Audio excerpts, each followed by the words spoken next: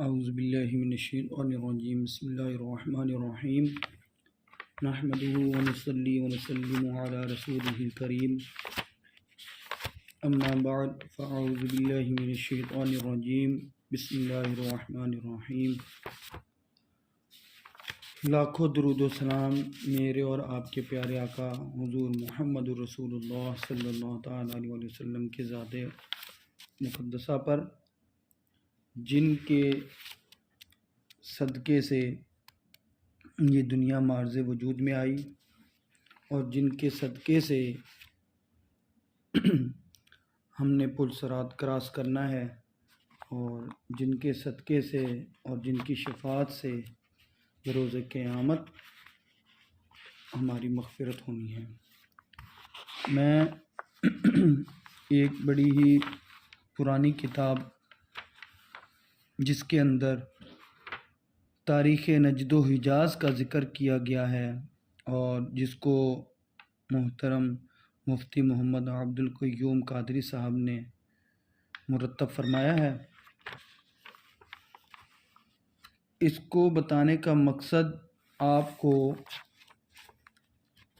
یہ ہے کہ آپ احباب کو یہ پتہ چل سکے کہ 1703 سے لے کر 1975 تک کے جو نجد اور حجاز کے تاریخی احوال ہیں اس کو میں اجاگر کر سکوں۔ میں اپنی پوری کوشش کروں گا کہ آپ کو سطر بہ سطر پڑھ کر سناؤں اور آپ کو اس وقت کے حالات کے بارے میں بتا سکوں۔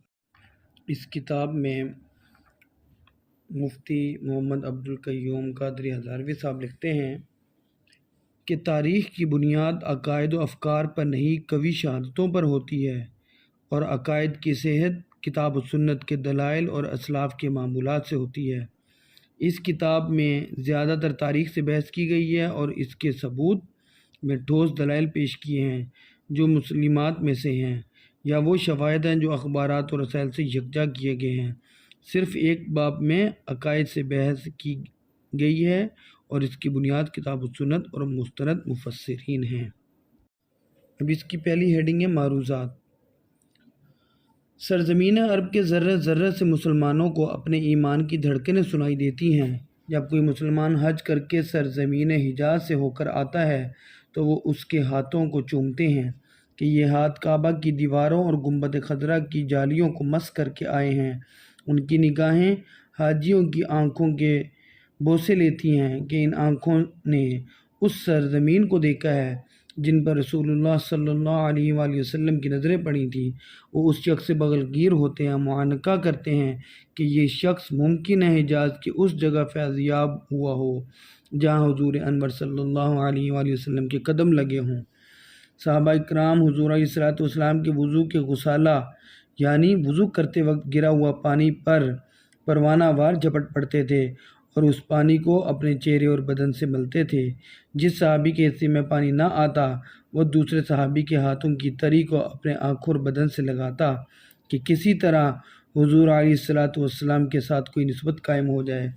سلف صالحین میں ایسے بزرگ بھی گزرے ہیں جو مدینہ منورہ کے کتوں کا بھی احترام کرتے تھے۔ انہی لوگوں کا یہ عقیدہ تھا۔ ترجمہ: میں نے آپ کے کتوں کی طرف اپنی نسبت کی اور اس پر بھی شرمندہ ہوں کیونکہ آپ کی گلی کے کتوں کی طرف اپنی نسبت کرنا بھی بے ادبی ہے۔ سرزمین پاکستان ایسے ہی عشاق رسول صلی اللہ علیہ وآلہ وسلم مسلمانوں کا گہوارہ ہے جو مدینہ طیبہ کی گلیوں کے کتوں کا بھی احترام کرتے ہیں اور ان کتوں کی طرف اپنی نسبت کرنے کو بھی بے ادبی سمجھتے ہیں۔ آج کل سرزمین نجد و حجاز پر وہابیوں کا قبضہ اور ان کی حکومت ہے، اور یہ بات کسی سے ڈھکی چھپی نہیں ہے۔ اس کے باوجود جب 1976 میں امام حرم نبوی اور امام حرم کعبہ آئے تو پاکستانی مسلمان دیوانہ وار ان کے استقبال کے لیے ٹوٹ پڑے، ان کی راہ میں پلکیں بچھائیں، جہاں گئے ان کا اہلاً وسہلاً مرحبا کے نعروں اور تحسین و آفرین کی گونج سے استقبال ہوا۔ یہ عقیدت کے مناظر کے مظاہرے اس لیے نہ تھے کہ ان میں سے ایک شخص کا نام عبدالعزیز بن باز اور دوسرے کا نام عبداللہ بن سبیل تھا۔ ہزاروں لوگ سفارتی اور تجارتی سطح پر عرب سے پاکستان آتے رہتے ہیں، انہیں کوئی پوچھتا بھی نہیں۔ اس والیت کی وجہ صرف اور صرف یہ تھی کہ ان میں سے ایک شخص کی نسبت مسجد نبوی صلی اللہ علیہ وسلم اور دوسرے کی مسجد حرام سے تھی۔ دوبارہ امام حرم کے پاکستان آنے کا پروگرام بنا تو ایک وہابیت نواز اخبار نے لکھا کہ جب امام حرم کراچی میں کفر زندان توحید کو نماز پڑھائیں گے تو پتہ چل جائے گا کہ سواد اعظم کون ہے۔ میرے خیال میں سواد اعظم کی تعداد معلوم کرنے کا یہ پیمانہ درست نہیں ہے۔ بات تو جب تھی کہ اخبار مذکور لکھتا کہ فلاں تاریخ کو کراچی میں وہ شخص نماز پڑھائے گا جو یہ کہتا ہے کہ حضور علیہ الصلوۃ والسلام سے شفاعت طلب کرنا کفر ہے، اور موجب قتل ہے جو یہ کہتا ہے کہ حضور علیہ الصلوۃ والسلام کے وسیلہ سے دعا کرنا کفر ہے، جو یہ کہتا ہے کہ اولیاء اللہ کی قبروں پر جا کر ان کے وسیلہ سے دعا کرنا، ان کی قبر پر پھول چڑھانا حرام اور شرک سے کم نہیں، جو یہ کہتا ہے کہ پاکستان میں غیر مقلدوں کے سوا سب مشرک ہیں۔ پھر ہم دیکھتے ہیں کہ اس شخص کے پیچھے وہابیوں کے سوا کتنے لوگ نماز پڑھنے جاتے اور ان کی تعداد کتنی ہوتی۔ حالانکہ یہ بھی ایک حقیقت ہے کہ روزنامہ نوائے وقت 11 مئی 1955 کے مطابق اس وقت کے وزیر اعظم امیر فیصل نے گاندھی کی سمادھی پر پھول چڑھائے اور نجد کی وہابی شریعت کی پیشانی پر کوئی شکن نہ آئی۔ اسی طرح روزنامہ نوائے وقت 2 فروری 1957 کی خبر کے مطابق اس وقت کے بادشاہ شاہ سعود نے ارلنگٹن کے قبرستان میں ایک مشرک کی قبر پر پھول چڑھائے، اور روزنامہ کوہستان 2 فروری 1957 کی خبر کے مطابق اس وقت کے وزیر دفاع شہزادہ فہد نے جارج واشنگٹن کی قبر پر پھول چڑھائے، اور بادشاہوں اور شہزادوں کے اس اعلانیہ شرک پر نجد کے علماء مہر بلب رہے۔ کہیں سے اس کے خلاف صدائے بازگشت نہیں سنائی دی۔ ہو سکتا ہے علماء نجد کے نزدیک شرک کے پیمانے عام مسلمانوں اور شاہی خاندان کے لیے مختلف ہوں۔ ستمبر 1965 میں پنڈت نہرو، جو ایک بدترین مشرک اور سخت دشمن اسلام تھا، اس کو سعودی عرب میں دعوت دی گئی اور اس کو مرحبا یا رسول اللہ کے پرجوش نعروں سے استقبال کیا گیا۔ عرب اور ہندوستان کے وہابیوں میں اس نعرے کو سراہا گیا۔ پاکستان کے علماء، اخبارات اور رسائل نے آزادی صحافت اور آزادی ضمیر کا اظہار کرتے ہوئے سعودی حکومت کو سخت مطعون کیا، لیکن پاکستان کے غیر مقلد علماء اس وقت بھی مہر بلب رہے اور دین میں بدانیت سے کام لیتے رہے۔ یہ باتیں اب پرانی ہو گئی ہیں لیکن تاریخ میں محفوظ ہو چکی ہیں اور تاریخ ہمیشہ زندہ رہتی ہے۔ زیر نظر کتاب 1703 سے لے کر 1975 کے نجد و حجاز کے تاریخی احوال اور تاریخ پر پھیلی ہوئی ہے۔ اس کتاب کے لکھنے کا باعث یہ ہے کہ عام لوگ نہیں جانتے کہ ترکوں کی خلافت عثمانیہ، جس نے تمام ممالک اسلامی کو ایک رشتہ وحدت میں پرو رکھا تھا، اس کو کس سازش سے ختم کیا گیا۔ محمد بن عبد الوہاب شیخ نجدی کون شخص تھا؟ اس نے مسلمانوں کے سامنے کون سی نئی دعوت پیش کی؟ علماء اسلام پر اس دعوت کا کیا رد عمل ہوا؟ عرب میں قومیت کی تحریک پیدا کر کے جزیرہ عرب کو ترکوں کے خلاف بغاوت برپا کرنے میں کس شخص نے پارٹ ادا کیا؟ لارنس آف عربیہ کون تھا؟ برطانیہ اور دوسری طاقتیں عرب سے ترکوں کا اقتدار ختم کیوں کرنا چاہتی تھیں؟ امریکہ کا اس میں کیا مفاد تھا؟ وہابی تحریک عرب میں دوبارہ اٹھی اور کچل دی گئی۔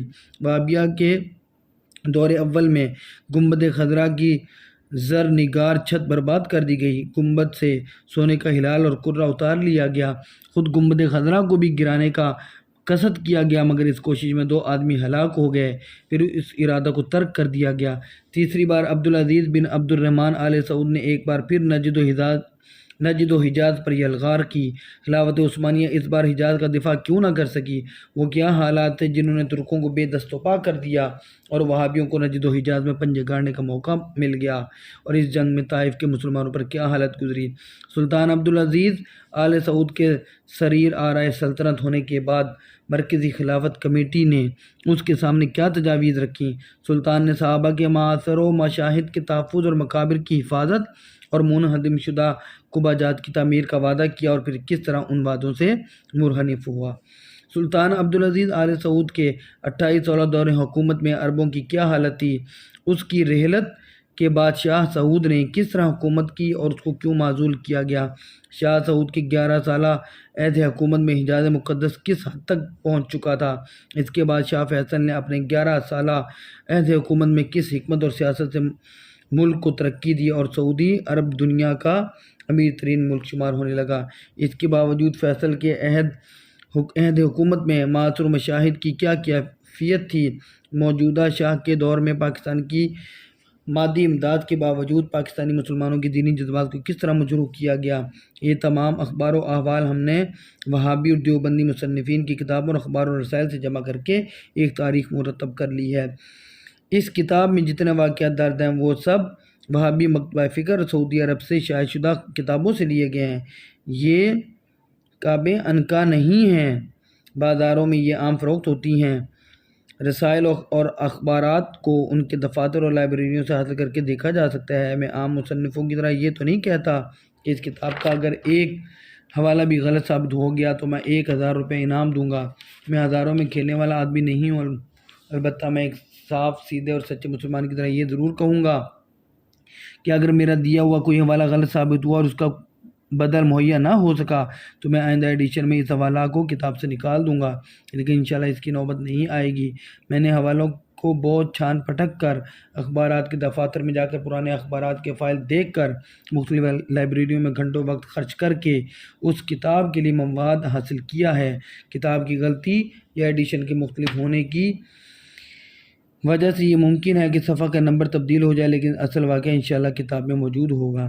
اس کتاب کی تصنیف سے کسی شخص یا کسی مکتبہ کی دل آزاری مقصود نہیں ہے، بلکہ صرف حقائق کا آئینہ دکھایا ہے، اور اگر کسی شخص کو آئینے میں اپنے خد و خال نظر آئیں تو اس کو آئینہ پر غصہ نہیں کرنا چاہیے۔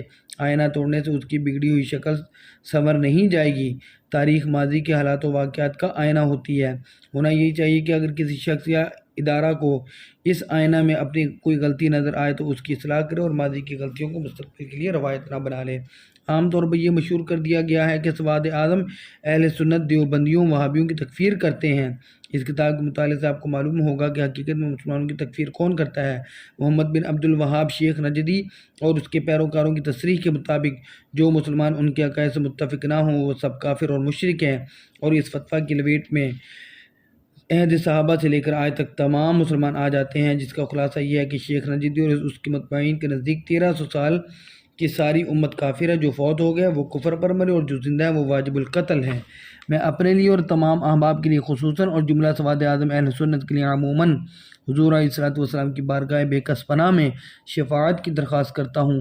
یا رسول اللہ صلی اللہ علیہ وسلم، یا حبیب اللہ صلی اللہ علیہ وسلم، ہم اپنے ان غلاموں کی عزت کی لاج رکھ لیجئے اور روز محشر ان کی شفاعت فرما کر انہیں سرخرو فرمائیے۔